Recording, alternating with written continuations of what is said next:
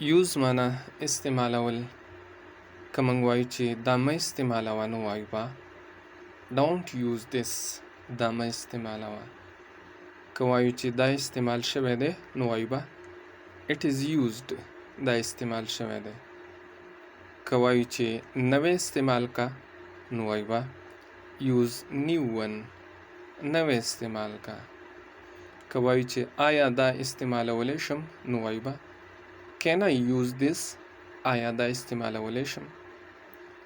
او که وایو چې زه دا یو استعمالوم نو وایو به I use this one. او که وایو چې ما دا یو استعمال کو نو I used this one second form of the verb ولګي. او که وایو چې زه به دا استعمال کم یعنی آینده کې نو وایو به I will use this one will به ورسره اضافه کو. ویډیو لایک کړئ، نورو درسونو لپاره موږ فالو کړئ. ډیره مننه.